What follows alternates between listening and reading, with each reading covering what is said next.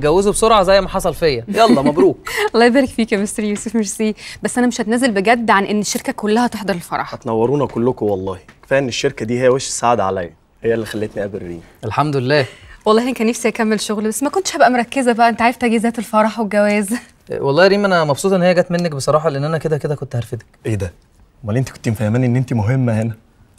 لا انا بهزر، انت مكانك موجود وانت عارفه في اي وقت. انا عارفه نفسي، هتلاقيني بكلمك واقول لك رجعني بس انت توافق. هوافق لو انا شخصيا موجود. ايه ده؟ ليه انت هتبقى فين؟ شويه مشاكل كده هبقى احكي لك بعدين.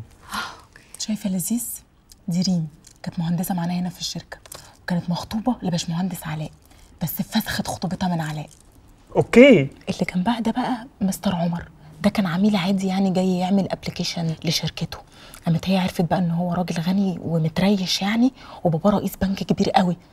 لقطته، خطبته، اتجوزته، مع انه كان هيموت ويتجوزني انا. قولي ليه؟ ليه ما ماتش واتجوزك؟ مش وطي صوتك هتفضحني. فضلت تفهمني ان هو مش احسن حاجه وتطلع لي فيه القطط الفطسانه. قولي ليه؟ ليه بيربي قطط فطسانه؟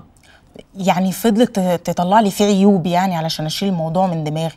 في الاخر اتجوزها هي، مش عارفه على ايه، مع انها لا حلوه ولا ذكيه ولا فيها ميزه واحده من مميزاتي. اوعى تفتكر ان انا بنفسن وكده. انت بتطلعي القطط الفطسانه. طب يا جماعه خلاص، الدعوات معاكم فيها العنوان والميعاد، محدش ينسى. اوكي تمام. طيب هنستناكم، ويا ريت تشرفنا انت والمدام يا باشمهندس لذيذ. لا الباشمهندس مش متجوز لسه. لا بس هيتجوز قريب ان شاء الله، وانا كمان. مش هينفع.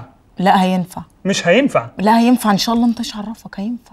يا جماعه هزعل بجد لو ما جيتوش. اوكي يلا باي باي يا باشمهندس. باي باي، مبروك. مبروك يا عريس، مع السلامه.